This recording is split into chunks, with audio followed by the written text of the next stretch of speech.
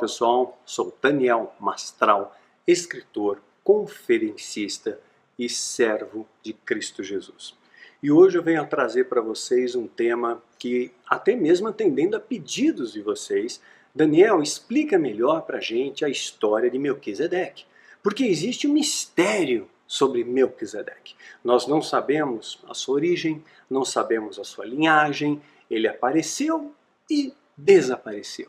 Citado em apenas 3 livros da Bíblia. É citado em Gênesis, ele é citado em Salmo, no Velho Testamento, e uma única vez no Novo Testamento, no livro de Hebreus. Então por que a Bíblia faz menção a Melquisedeque? Por 3 vezes, se a própria Bíblia diz que ele não tinha pai, que ele não tinha descendência, não tinha genealogia, alguns até inferem que ele era um ser sobrenatural, talvez até a expressão do próprio Cristo, chamado de cristofania. Será que era isso?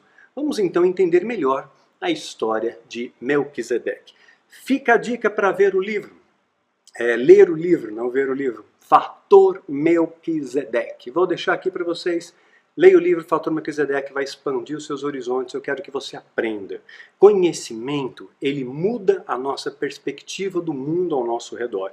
Faz com que você caminhe na Terra com outro olhar, com o olhar de Deus. E não com o olhar humano, limitado, temporal, passageiro. Eu quero, sinceramente, do fundo do meu coração, o melhor para você. Eu gostaria de que todos vocês que estão me assistindo pudessem provar daquilo que Deus, na sua imensa graça e misericórdia, tem proporcionado para que eu e minha família tivéssemos provado. Não riqueza, não atendendo todos os nossos desejos, mas nos trazendo a paz que transcende entendimento, trazendo para nós o pão nosso de cada dia. Eu já falei até isso, uma pessoa colocou para mim no Snapchat, no chat, agora que está aberto, falou: Daniel, você devia cobrar os seus vídeos. Cobra os seus vídeos. Você faz uma coisa fechada, cobra lá um valor simbólico, seja R$10. Aí olha só, um vídeo que tem 20 mil visualizações, você vai ganhar 20 mil reais. Mas se eu fizer isso, eu estou mercantilizando a fé. Isso não está dentro do meu coração, queridos, não está. Não é essa a minha proposta. Esses vídeos onde eu trabalho, onde eu estudo, onde eu me consagro, onde eu tenho tempo, eu gasto tempo para gravar o vídeo, para acompanhar a edição, para fazer a excelência para Deus. E às vezes tem vídeos que levam 3 dias, às vezes uma semana para serem produzidos, que exige bastante do meu trabalho intelectual, porque eu não faço só isso, estou escrevendo mais um livro, tem outras coisas para fazer, ministro seminário, acompanho as ovelhas, procuro responder os e-mails, tem bastante coisa que o Daniel faz, mas eu separo esse tempo, é um tempo especial, que é para Deus também. É para Deus acima de todas as coisas, Então onde está seu coração, ali está o seu tesouro. Eu sei que se eu oferecesse para vocês uma bênção extraordinária, muita gente ia dar oferta. Se eu ameaçasse com uma maldição para quem não desse, muita gente ia ofertar. Se eu prometesse algum negócio, mas não. É simplesmente o ensino puro da palavra de Deus. O evangelho simples, mas extremamente poderoso. É esse evangelho que eu quero te anunciar. Esse evangelho que traz a paz que transcende o entendimento. Esse evangelho que faz com que você tenha tranquilidade, mesmo no meio das tribulações, mesmo nas noites mais escuras, nas tempestades mais violentas. Inclusive os nossos DVDs, para quem acompanha o ministério, eu tinha antes 5 DVDs, Um era o Testemunho, Seminário nível 1, nível 2, nível 3, de Cura e Libertação, nível 4, Missões. Hoje a gente tem mais seminários. Temos seminário de Escatologia e temos também um de Relacionamentos. Ao todo são 7 pautas de seminário, que tem um seminário intensivo em batalha espiritual. Maiores informações no nosso site, Então, o que a gente procura fazer? Essa excelência. Aí eu não renovei propositalmente o contrato com a editora para poder ter novamente esses direitos, que foi feita uma cessão de direitos, enquanto estava com o contrato, a editora tinha liberdade, só ela poderia replicar, divulgar e vender os nossos DVDs. Então eu me senti incomodado com aquilo, eu falei, não, eu vou fazer isso para o povo. As pessoas precisam ouvir a mensagem, então não renovei o contrato, podia estar ganhando dinheiro vendendo DVD.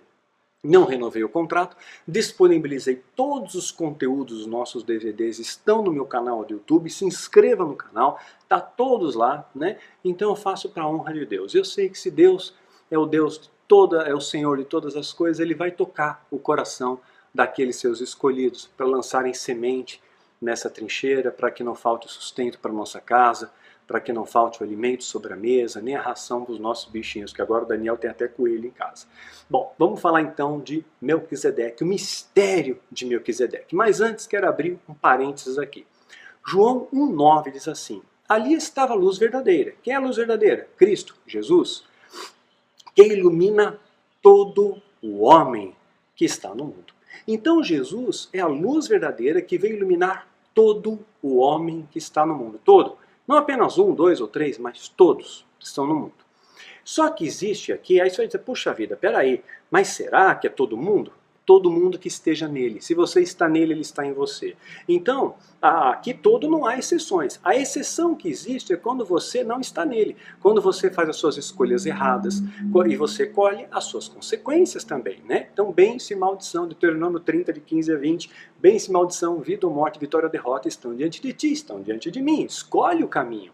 O livre-arbítrio é seu. Jesus veio para que você tenha vida e vida em abundância. Mas se você não aceitar seguir o caminho de Jesus, você não vai ter uma vida em abundância, vai ter uma vida de deserto, uma vida medíocre, uma vida miserável espiritualmente. Nunca vai ter felicidade, vai sempre correr atrás do vento. Hebreus 10, 26 diz assim: porque se pecamos voluntariamente, presta atenção, se pecamos voluntariamente depois de termos recebido o conhecimento da verdade, ou seja, você conhece a verdade e continua praticando a mentira, você conhece a verdade e continua ensinando a mentira, e esse é o mal do nosso século, viu? Esse é o grande mal. Muitos líderes conhecem a verdade, mas ensinam a mentira em benefício próprio, para encher o seu bolso. Porque um povo que é enganado, ele é mais fácil de ser manipulado. Um povo que não é incentivado a ler a Bíblia, é mais fácil de ser controlado, né? Então a ignorância favorece isso. Por isso que a Bíblia diz que o conhecimento é libertador. O povo perece porque lhe falta conhecimento. O conhecimento te liberta. Conhecimento é poder do quê?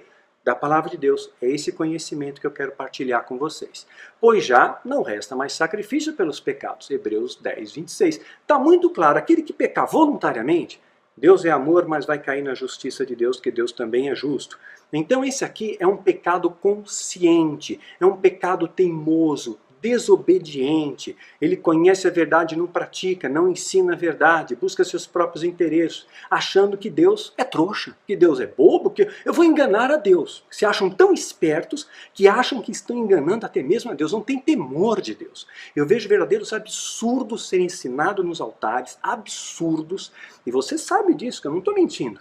E essas pessoas conhecem a verdade, muitos conhecem a verdade, são indesculpáveis diante de Deus. Vão chegar diante dele: Senhor, fiz tanta coisa em teu nome, não te conheço, aparta-te de mim, vós que praticas a iniquidade. Esse tipo de pecado consciente, conhecendo a verdade e não praticando, tem um nome: apostasia. Isso é apostasia. Você conhece a verdade, mas você nega a verdade. Isso é apostasia. E Paulo diz que isso ia acontecer. Ele está orientando a Timóteo, que ele considerava como um filho. 1 Timóteo 4, verso 1 e 2. Mas o Espírito expressamente diz que nos últimos tempos apostatarão alguns da fé, dando ouvidos a espíritos enganadores e a doutrina de demônios. Por causa do quê? Pela hipocrisia dos homens que falam mentiras. Ou seja, aquilo que não é a verdade, e a mentira te destrói, a verdade te liberta, a mentira aprisiona, né? Tendo cauterizado a sua própria consciência. Está falando aqui muito claramente nas Escrituras Sagradas, né? Então, hipocrisia dos homens. O que era essa hipocrisia? Era um dos atributos que Jesus mais utilizava, um dos adjetivos que Jesus mais utilizava ao se reportar aos fariseus. Fariseus hipócritas, essa hipocrisia que fala, que conhece a verdade, mas ensina a mentira, essa apostasia mentirosa. Nós temos que nos libertar disso, querido. A igreja está acordando, a igreja está despertando, e eu louvo a Deus por isso. Eu sei, já disse isso em outros vídeos, tem muito ministério dizendo: não leia o livro do Daniel, não assista os vídeos do Daniel, não vá no seminário do Daniel. Por quê? Porque aqui eu anuncio a verdade. E ao anunciar a verdade, a gente abala esse sistema que vive e lucra alto com a mentira. Alto com a mentira. Então, é claro, me tornei o inimigo número 1 da igreja. Não é o satanismo. O satanismo não incomoda mais. Mas o mesmo da igreja. Hoje a gente vê coisas, você tem que dar oferta da primícia. O que é a primícia, né? Eu custei entender, eu escuto esses rádios aí, a primícia é a nota maior do Brasil. Então é R$100. Uma primícia equivale a R$100. Então não importa, você tira dinheiro do remédio, tira da comida, mas você tem que dar uma primícia, 2, 10. E se você der, você vai ser abençoado. É esse o negócio, né? Você tem que dar para receber, né? É primícia, é oferta especial, é dízimo, é trízimo, né? E aí nós vemos algumas coisas estranhas. Vamos ver o que aconteceu. Mas Abraão deu dízimo para Melquisedeque, não foi isso? Vamos ver. Abraão honrou a um homem chamado Melquisedeque e lhe deu dízimos, inclusive. Por quê?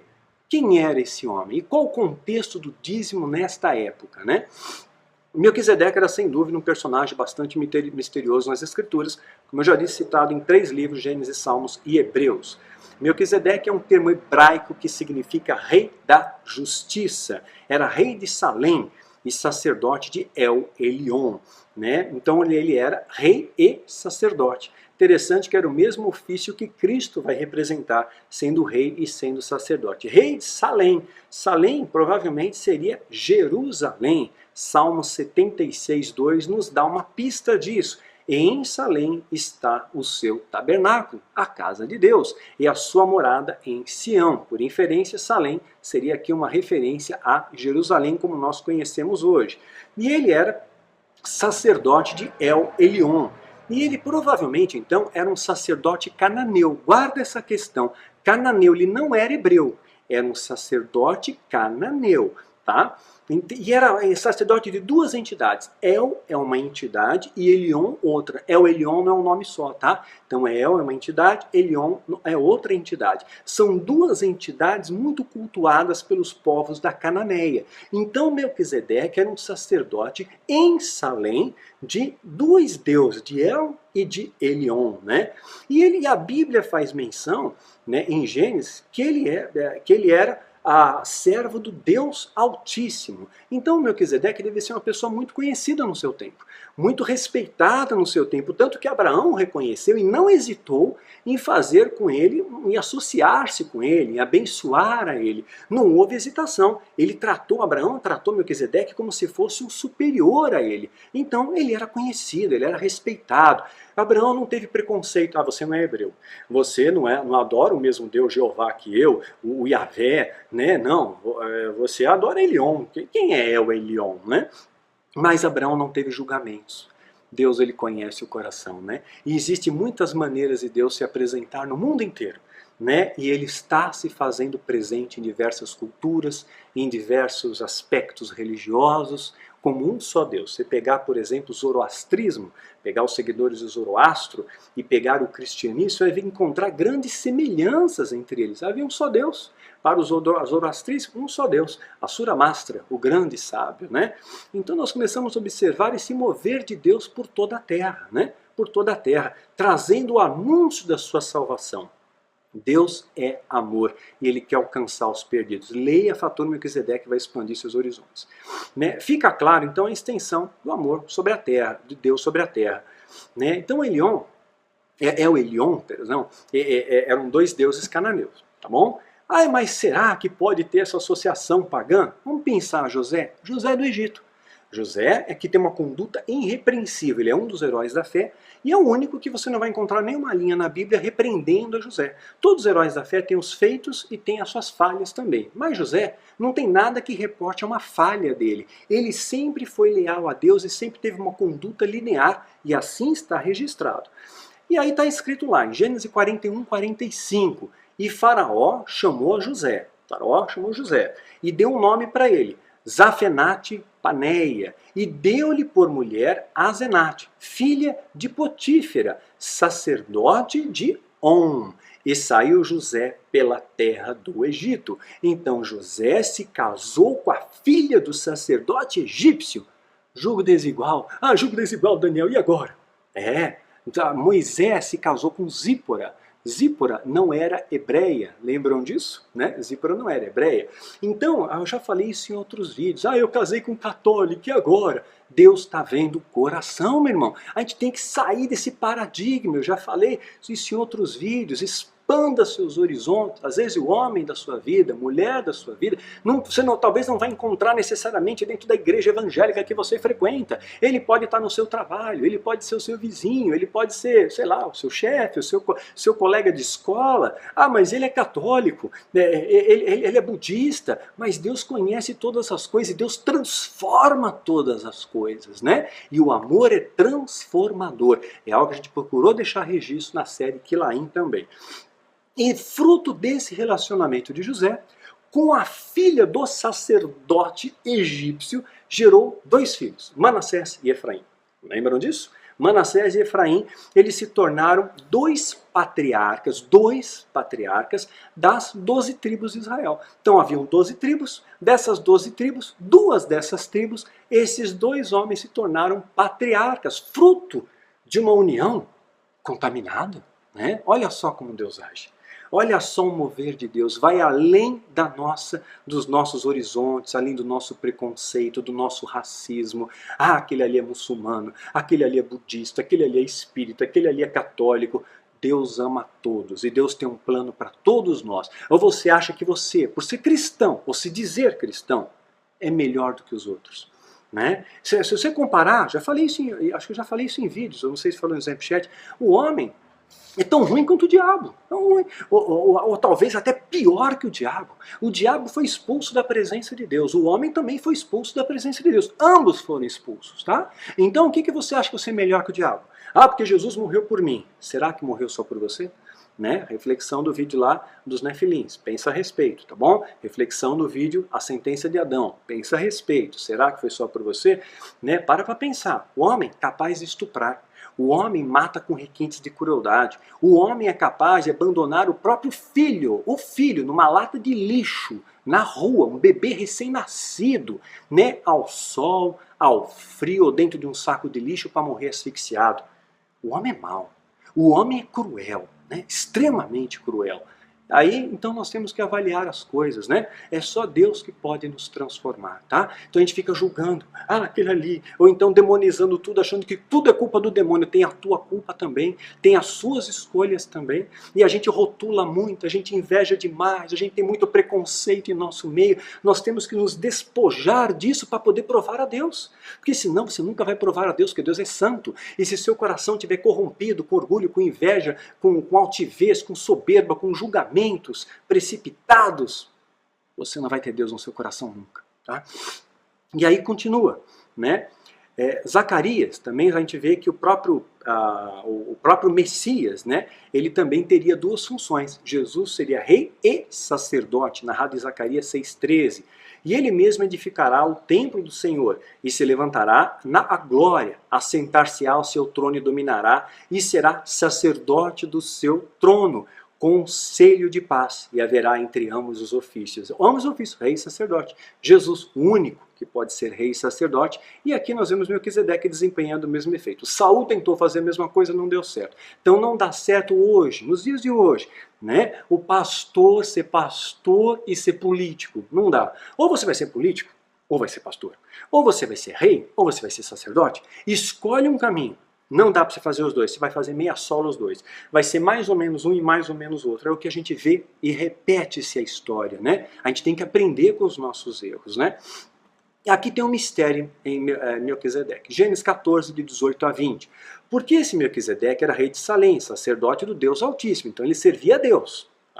A único Deus, né? Embora fosse sacerdote de El Elyon. Está vendo que talvez tenha mudado apenas o nome? O que saiu ao encontro de Abrão, que regressava da matança dos reis, e o abençoou. E aí você pega Deus Altíssimo, vamos pegar um texto aqui de Marcos 5,7. E clamando com grande voz disse, o demônio está falando para Jesus, que tenho eu contigo, Jesus, filho do Deus Altíssimo. O demônio reconheceu Jesus. E os homens não foram capazes de reconhecer o amor que estava entre eles. Mas o mundo espiritual conhece a maldade do seu coração, a inveja, e conhece também a sua vontade de acertar, conhece a sua humildade, conhece a sua fé. Você não esconde nada do mundo espiritual. Pode esconder das pessoas, do mundo espiritual não. O que temos nós contigo, filho do Deus Altíssimo? Conjuro-te por Deus, que não me atormentes. O demônio está dizendo, olha, me deixa em paz. O demônio está mostrando medo, porque a luz sobrepuja as trevas. Não tenha medo do diabo, tenha prudência. A Bíblia não diz que você tem medo, vai ter prudência, que é maior que ele está em nós que aquele que está no mundo. Aí continuando o texto aqui. A quem também Abraão deu o dízimo de tudo. Deu o dízimo de tudo. E primeiramente é, por interpretação, rei da justiça, e depois também é rei de Salém, que é rei de paz. Deu dízimo. Era uma cultura anterior às leis mosaicas dar o dízimo. Anterior às leis mosaicas. Anterior ao livro de Levítico, das leis, né? Vamos pegar um exemplo aqui, Gênesis 28, de 20 a 22. E Jacó fez um voto dizendo, se Deus for comigo e me guardar nessa viagem que eu faço, e me der pão para comer, e me vestes para me vestir, e eu em paz tornar a casa de meu pai, o Senhor será por meu Deus. E essa pedra que tenho posto sob coluna será a casa de Deus, e tudo quanto me deres, certamente lhe darei o dízimo. Tá vendo? É uma coisa antiga, antiga. Contudo, mas aí, então tem que ter o dízimo nos dias de hoje, Daniel. Você não fala que não tem o dízimo nos dias de hoje? Sim, vamos entender? Não existe nenhuma evidência histórica que essa entrega de dízimos era algo regular, era algo permanente, né? E ainda mais ligado a propostas religiosas. Nós não temos vestígios históricos disso, tá bom? Né? Era um costume da época, inclusive, dar 10% dos seus despojos aos deuses, por uma vitória militar, por exemplo. Isso era um costume entre os gregos, e não entre os hebreus. Entre os gregos também. Os egípcios também faziam isso, davam 20% os egípcios, né? Paulo nos ensina em 1 Coríntios capítulo 16 que cada um põe a parte do que puder ajuntar. Paulo não taxou 10%, não. Ponha aquilo que você puder pôr. Oferta. Precisamos de oferta, precisamos de munição para trincheira, mas você dá aquilo que você puder dar, né? Segundo o Espírito colocou no seu coração, em alegria, em gratidão. Paulo não recebeu o dízimo das comunidades, meus irmãos, não recebeu. E Paulo estaria rico se recebesse dízimo das comunidades. Se eu ganhasse R$1 por vídeo, por visualização de vídeo meu, eu já estava rico também, né? Então nós fazemos por amor. O Novo Testamento é pautado no amor e você vai entender isso muito claramente hoje. Então Paulo não estipulou valor mínimo, não ofereceu, não pediu a nota maior, não pediu primícia, dízimo, nem valores de oferta pré-estabelecidos. Tem gente que fala que hoje você vai ter que dar uma oferta de R$1.000. Se a oferta é voluntária. Como é que você vai dar uma oferta de R$1.000? Isso é uma coisa voluntária. Quer dizer, não está sendo voluntário, estão te manipulando, né? Mas é sempre no interesse, né? Não vendia, Paulo também não vendia o lenço ungido que curava os enfermos, ele podia vender o lenço ungido, né? Posteriormente, o dízimo foi colocado como forma de sustento dos sacerdotes levitas, Velho Testamento. Hebreus 7, de 1 a 7, presta atenção, está falando aqui de Melquisedeque. Sem pai, sem mãe, sem genealogia, não tendo princípio de dias, nem fim de vida, mas sendo feito semelhante ao Filho de Deus, permanece sacerdote para sempre. Veja bem, ele é semelhante ao Filho de Deus, semelhante a Cristo, não é Cristo. É parecido com Cristo. É assim como diz, Satanás é como um leão que ruge em derredor. Ele não é o leão, ele se assemelha ao leão. O leão da tribo de Judá é Jesus. Então, da mesma forma aqui, ele se assemelha ao Filho, mas não é o Filho, né? Aí, sem genealogia, olha aqui, ó, sem pai, sem mãe, sem genealogia. O que isso quer dizer? Que era um ser sobrenatural, que era um anjo, né? Que seria a parousia, ó, Cristo na forma angelical, parousia ou cristofania pela teologia. Não, simplesmente eles desconheciam. Não vamos atribuir coisas místicas aqui, tá? Senão a gente vai chutar o balde. É muito fácil você ir para esse horizonte de loucura. Vamos ser equilibrados, temos que entender o contexto de época. O que o autor está querendo dizer aqui, à luz do conhecimento da época, era que nós não conhecemos a sua genealogia, nós não sabemos quem é o pai, a mãe de Melquisedeque. Eu não sei quem é, né? Você sabe quem é o pai, quem é a mãe de Paulo? Nós não sabemos quem é, não é? Então a mesma coisa Melquisedeque, nós não sabemos. Foi esse o registro que o autor aqui do livro de Hebreus quis colocar, né? Ou seja, ele não tinha, muitos acreditavam que não tinha uma linhagem humana, mas desconsidera, bobagem, não tem nada a ver. Considerai, pois, quão grande esse era, a quem até o patriarca Abraão deu dízimo dos despojos. E dentre os filhos de Levi receberam o sacerdócio, tem ordem, segundo a lei, de tomar o dízimo do povo, dentre os filhos de Levi, né? Os levitas. A questão de Malaquias é reportada ao povo que estava negligenciando uma ordenança de Deus para abençoar os levitas, principalmente com suprimento, não com dinheiro. Mas não tinha dinheiro naquela época? Tinha ouro, eles podiam fazer ofertas de ouro. Não ofertaram ofertas de ouro para a construção do tabernáculo? Ofertaram, não é? Então tinha sim, e o ouro era precioso também. Então era uma forma de dinheiro também, né? Então Jesus, ele é o leão da tribo de Judá. Ele quebrou o paradigma. Eu estou com dúvida nisso. No meu site tem um estudo sobre dízimo, tá? Tem 10 vídeos lá, sugiro que você assista os 10. Leia o texto, assista os 10. E especialmente, eu acho que o terceiro vídeo mostra um rapaz rabiscando uma lousa, ele faz uma aula maravilhosa. A dele e a explicação do coreano Eli Soriano, para mim, são as melhores que tem, claras e transparentes. Se você não entender, não é possível, sua mente está cauterizada, você precisa de terapia, tá? Então, dentre os filhos recebeu, naquela cuja genealogia não é contada entre eles, tomou dízimos de Abraão, abençoou o que tinha as promessas. Sem contradição alguma, o menor é abençoado pelo maior, né? Aí vamos ver um outro texto aqui, Hebreus 5, de 6 a 10. Como também diz no outro lugar, tu és sacerdote eternamente, segundo a ordem de Melquisedeque. Presta atenção, sacerdote segundo a ordem de Melquisedeque. O que isso quer dizer? No qual nos diz sua carne, oferecendo com grande clamor e lágrimas, orações e súplicas, ao que podia livrar da morte, foi ouvido quanto ao que temia. Ainda que era filho, aprendeu obediência por aquilo que padeceu, e sendo ele consumado, veio ser causa eterna da salvação para todos os que lhe obedecem, chamando por Deus sumo sacerdote segundo a ordem de Melquisedeque. Está fazendo aqui uma comparação com Cristo, né? Vamos entender melhor, né? Jurou o Senhor, né, que não se arrependerá. Tu és sacerdote eterno, segundo a ordem de Melquisedeque. Salmo 110, 4. Jurou o Senhor, não se arrependerá. Tu és um sacerdote eterno, segundo a ordem de Melquisedeque, da mesma linha, do mesmo pensamento, né? Semelhante a, não é o mesmo, tá bom? São coisas diferentes e nem complementares, mas foi um ensino que Deus traz para nós, para os dias de hoje. Eu quero fazer, espero que Deus me ilumine para que você entenda.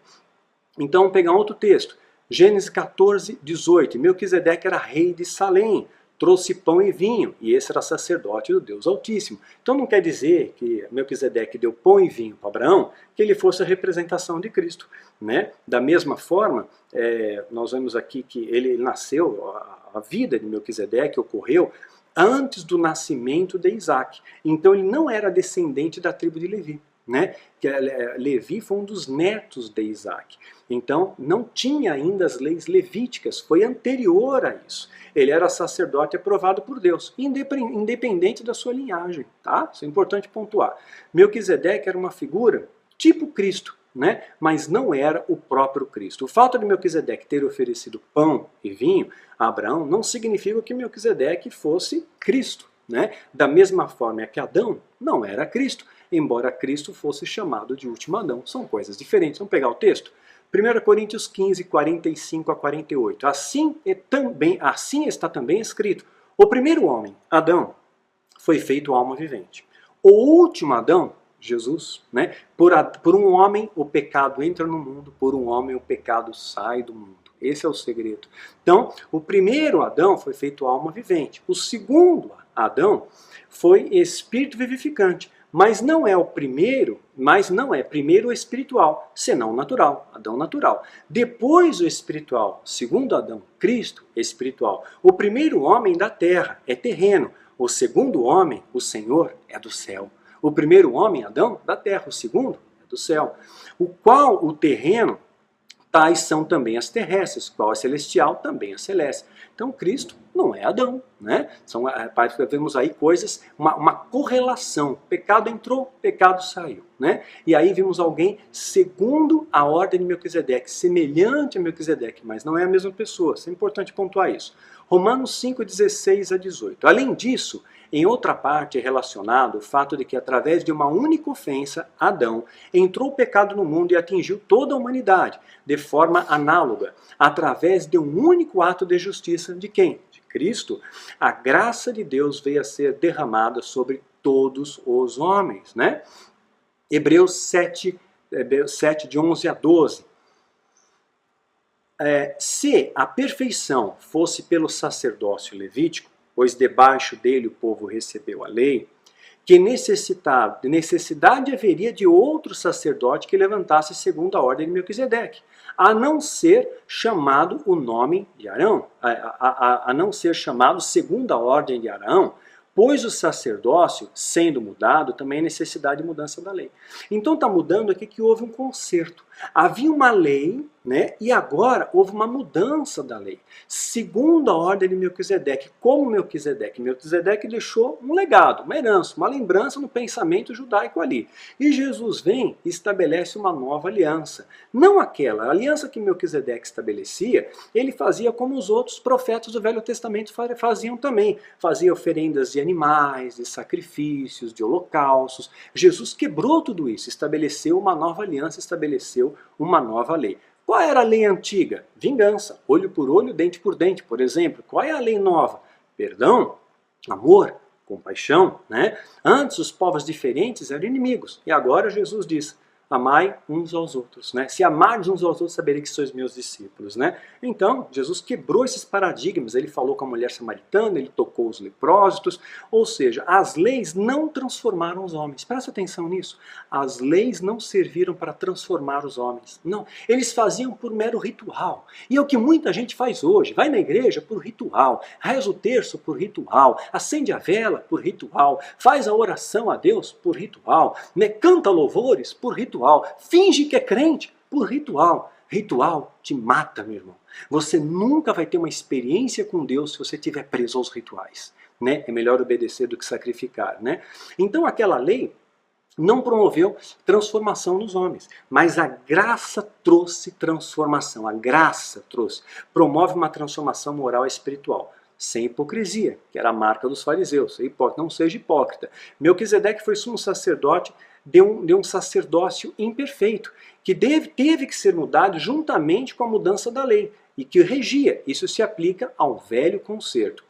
A imperfeição está no fato de que houve a necessidade de ser estabelecido um novo sacerdócio, perfeito e eficaz. Então, por isso nós consideramos que o sacerdócio de Melquisedeque era imperfeito, porque houve a necessidade de estabelecer uma nova aliança, um novo sacerdócio, esse sim perfeito. Aí sim valida, né? E nessa questão existe mudança. Hebreus 7,12 diz que houve uma mudança de sacerdócio. Uma mudança de sacerdócio. Embora tenha sido executado uma só vez, o sacerdócio de Cristo tem alcance universal e eterno. Melquisedeque estava incapaz de poder trazer, por exemplo, salvação e redenção a quem quer que fosse, pois seu ministério era imperfeito, semelhante aos sacerdotes do Velho Testamento, que tinha que estar continuamente oferecendo sacrifícios aos animais e tudo mais.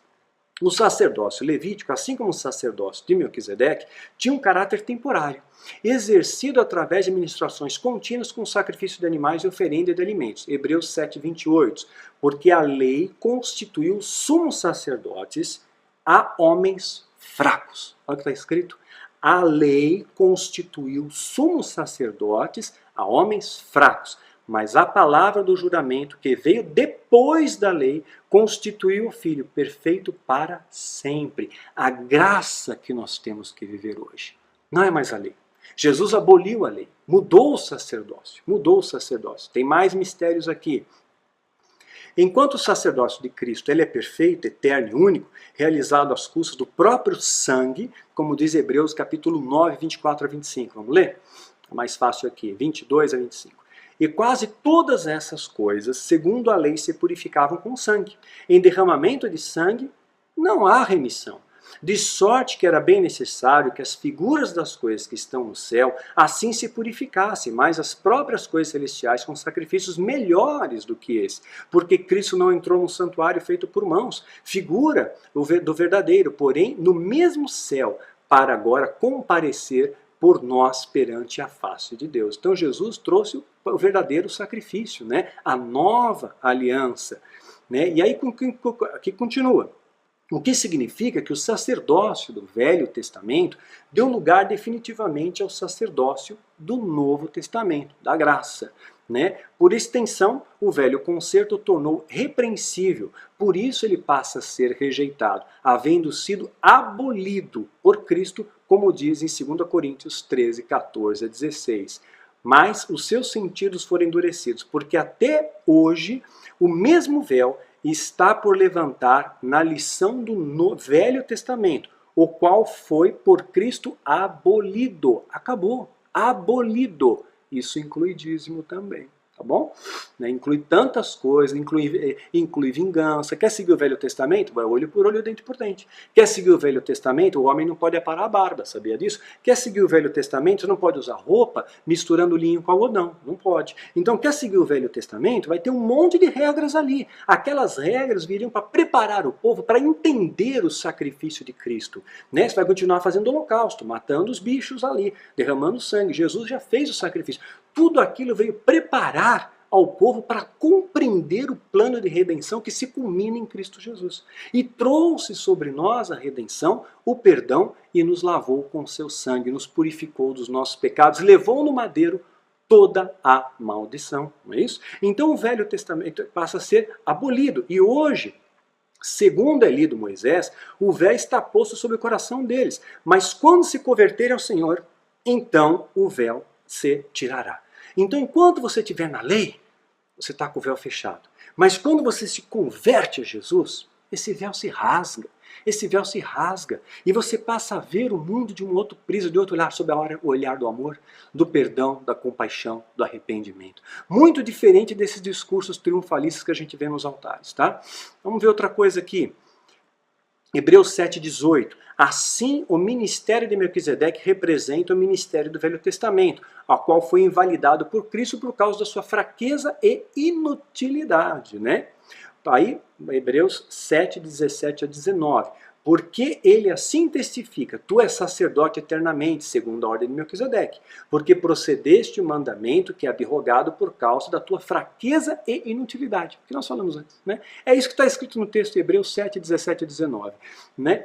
Por causa da tua fraqueza e inutilidade. Então o sistema do Velho Testamento de leis mostrou-se fraco, inútil, né? Estavam virando meros rituais. Foi isso que transformou os fariseus em seres hipócritas, em seres ali sepulcros caiados, né? Tudo aquilo que Jesus dizia, raça de víboras. Isso que transformou eles. A lei, as regrinhas. Não pode cortar o cabelo.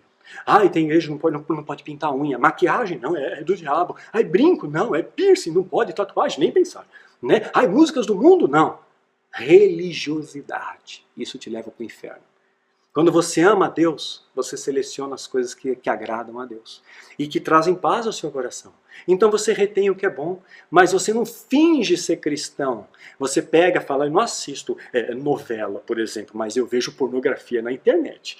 Mas eu não uso maquiagem, brinco, isso aí é vaidade. Mas eu falo mal de todo mundo, a maior fofoqueira intriguenta, né? O fofoqueiro intriguento, né? Então, o que adianta? Né? Então nós temos que ter uma vida legítima dentro de ser crente de verdade. Para de brincar de ser cristão. Vamos agir de verdade, vamos agir com legitimidade. Né? E aí continua.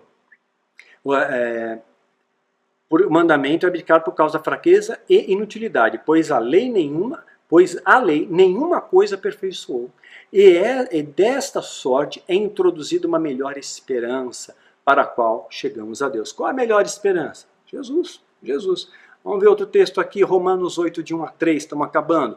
Portanto, agora, nenhuma condenação há para os que estão em Cristo. Você está em Cristo? Não tem condenação. Não tem peso, não tem culpa. Não deixa jogar em peso, não deixa jogar em culpa sobre a sua vida, porque a Bíblia diz que quem está em Cristo não tem nenhuma condenação. Não é que tem uma, que tem meia, que sobrou um pouquinho. Nenhuma condenação. É o que está escrito. Para os que estão em Cristo Jesus. E que não andam segundo a carne, mas segundo o Espírito. Nenhuma condenação para os que andam segundo o Espírito. Se você andar segundo a carne, invejando, odiando, desejando mal, sendo egoísta, sendo avarento, você esquece. Vai ter condenação, vai ter castigo, vai ter consequência. Porque a lei do Espírito de vida em Cristo Jesus me livrou da lei do pecado e da morte. Então a lei de Cristo, que é o amor, te livra da lei do pecado e da morte, do religiosidade, que permeia muitas igrejas, né?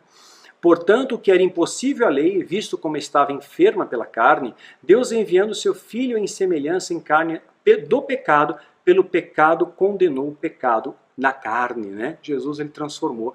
Hebreus 7:22, houve aqui o melhor concerto.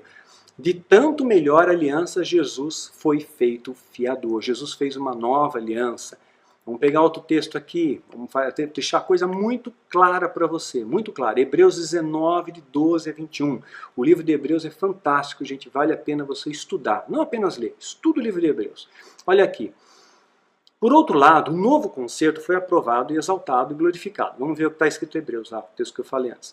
Nem por sangue, nem por bodes e bezerros, mas pelo seu próprio sangue entrou uma vez no santuário, havendo efetuado uma eterna redenção, porque seu sangue dos touros e bodes e a cinza de uma novilha esparzida sobre os imundos o santifica quanto à purificação da carne. Quanto mais o sangue de Cristo, que pelo seu Espírito eterno se ofereceu a si mesmo, imaculado a Deus, purificará as vossas consciências das obras mortas para servirmos ao Deus vivo. O sacrifício de Cristo é superior a todos, né? Sobrepujou todo o sacrifício da lei. Por isso é mediador de um novo testamento, nova aliança, nova regra, para que, intervindo a morte pela remissão das transgressões que havia debaixo do primeiro testamento, os chamados recebam a promessa da herança eterna. Porque onde há testamento é necessário que intervenha a morte do testador. Porque um testamento tem força onde houver morte, né? Tem que haver a morte. Então Jesus ele tinha que morrer para nos deixar uma herança.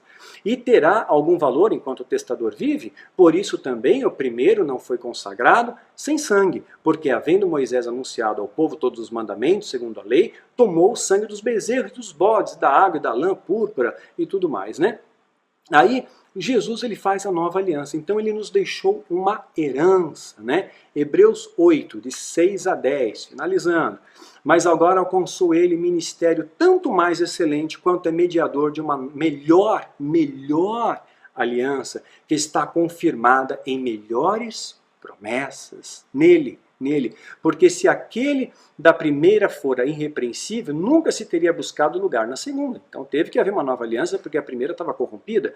Porque repreendendo-os, lhes disse, eis que virão dias, diz o Senhor, em que com a casa de Israel e com a casa da Judéia se estabelecerá uma nova aliança. Não segundo a aliança que fiz com seus pais, num dia em que tomei pela mão para os tirar da terra do Egito, como permaneceram na minha aliança, eu para eles não atentei, diz o Senhor, porque essa é a aliança que depois daqueles dias farei na casa de Israel, diz o Senhor. Porei as minhas leis no seu entendimento, e em seu coração as escrevereis. A lei de Cristo está no coração. É amor, querido.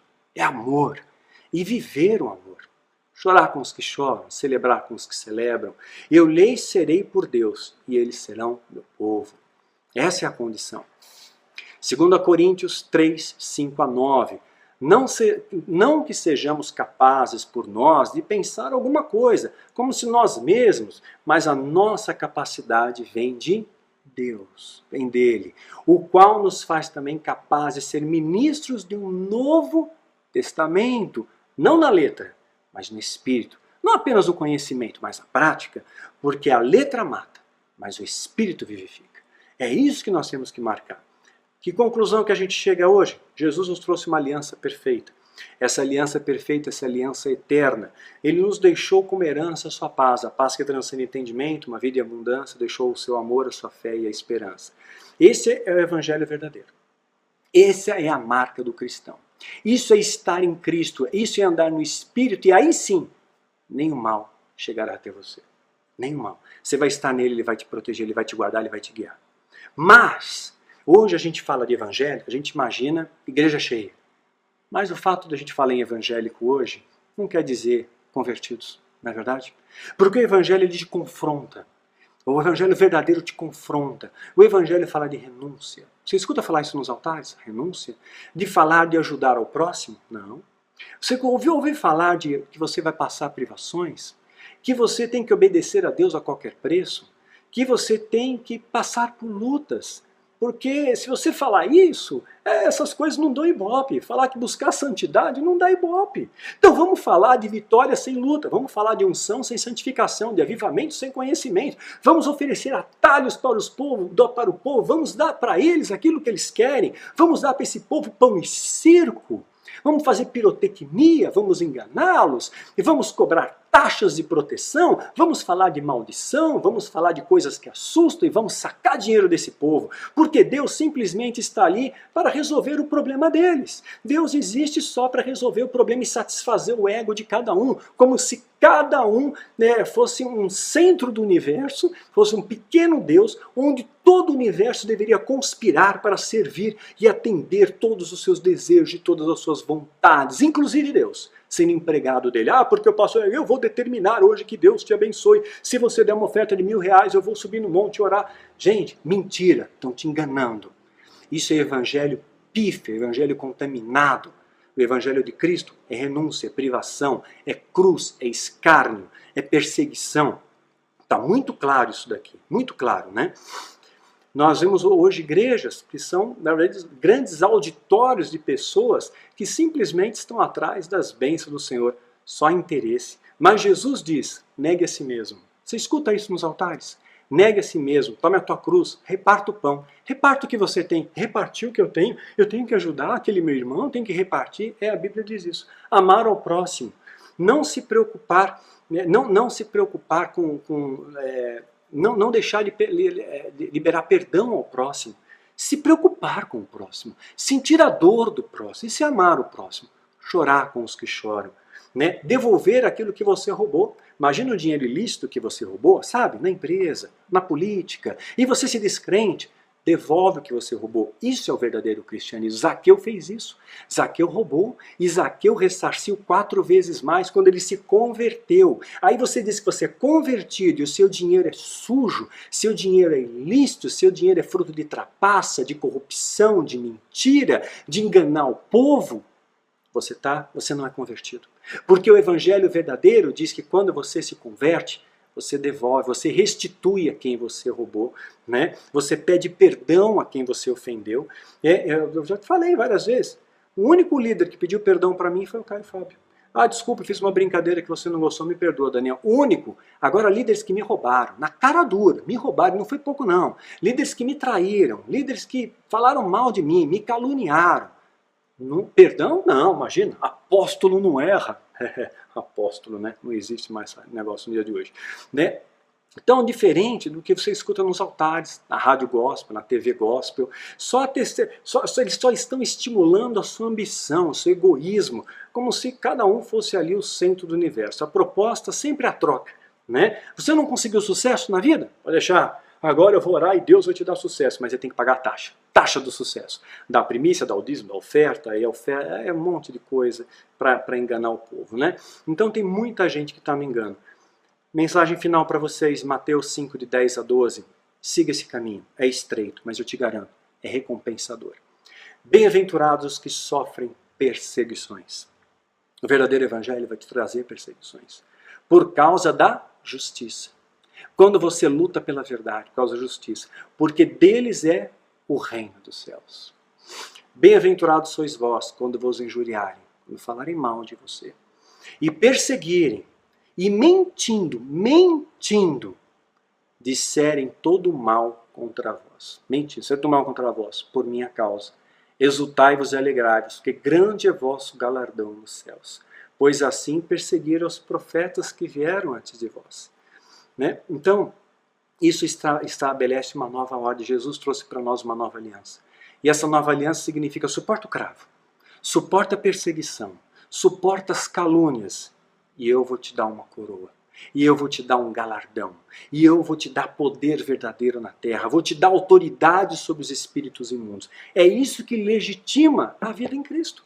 É isso, né? Suporte os cravos, né? Prove o verdadeiro evangelho. Que você possa provar, querido, aquilo que a gente tem provado. Quem nos conhece sabe, eu não tenho bens, né? Não tenho pertences, né? Mas eu tenho paz, eu tenho alegria. E Deus, ele sempre levanta um vaso de honra, um carvalho de justiça para lançar uma semente para nossas vidas na hora que a gente menos imagina. Se eu quisesse ganhar dinheiro, Já ofereceram isso para mim. Daniel, você cobra os vídeos, um valor X para cada vídeo, e as pessoas para acessar o vídeo paga para você. Ou então faz um seminário, um web seminário, né, onde as pessoas pagam uma inscrição no mundo inteiro. Eu teria facilmente 10 mil pessoas, assim, em segundos, né para fazer um web seminário. Podia cobrar R$30 por pessoa, porque quem está fora, nos Estados Unidos, R$30 o que é? É convertido em dólar, é nada, né? Então, ficaria rico com isso. A minha intenção é essa, querido. Minha intenção é abençoar. E a oferta tem que ser voluntária. Eu sei, digno é o trabalhador do seu salário. Eu ganho um pouquinho aí dos seminários que eu ministro, mas eu faço com excelência para Deus. Quem viu nossa agenda sabe, diminuímos os seminários, porque eu quero aprimorar a qualidade desses vídeos, quero aprimorar a qualidade dos nossos livros para dar a Deus a excelência. Eu não posso fazer mais ou menos. Jeremias 48:10 diz que maldito é que fizeram a obra do Senhor negligentemente, relaxadamente. Eu não quero ser relaxado diante de Deus. Eu quero que Deus olhe para mim e diga, meu filho, valeu a pena. Cada cravo, cada açoite, cada humilhação que eu passei, que você tem me honrado. Eu quero honrar a Deus, porque eu amo a sua vida, e eu amo o reino, e amo a palavra de Deus. Então, é claro que eu preciso de recursos, é evidente que eu preciso de recursos, né? E os royalties de livros, você acha que vender livro dá dinheiro? Não dá, eu já expliquei isso em vários vídeos também, mas só recapitulando, né? A média é 7% de royalties sobre o preço de venda. É assim que ganha um escritor no Brasil. A grande parte das editoras faz isso. Né? Então, o livro você comprou a R$50 na livraria, mas ele não foi vendido a 50, ele foi vendido a 20, por exemplo. E aí o autor ganha 10% do preço de venda, não do preço de capa, preço final. Então eu ganho R$1,40 por um livro que foi vendido a R$50. Não, esse é o livro mais caro. Tem livros mais baratos, Tática de Guerra, Raço do Oculto, tudo é mais barato. Né? Catedral das Sombras, por exemplo. Então são centavos. Né? Não dá para viver disso. Eu faço isso por amor ao reino. Meu objetivo não é ganhar dinheiro, é abençoar vidas, é ganhar as vidas. Mas é claro que a gente precisa de suprimento na trincheira. Então, meu irmão, mais uma vez eu convoco. Estende a tua mão sobre nós, abençoa essa trincheira, para que a gente continue oferecendo a Deus um trabalho de excelência para honrar o teu santo nome e para envergonhar o inferno. E suporta os cravos, vai valer a pena. Que Deus te abençoe e te guarde.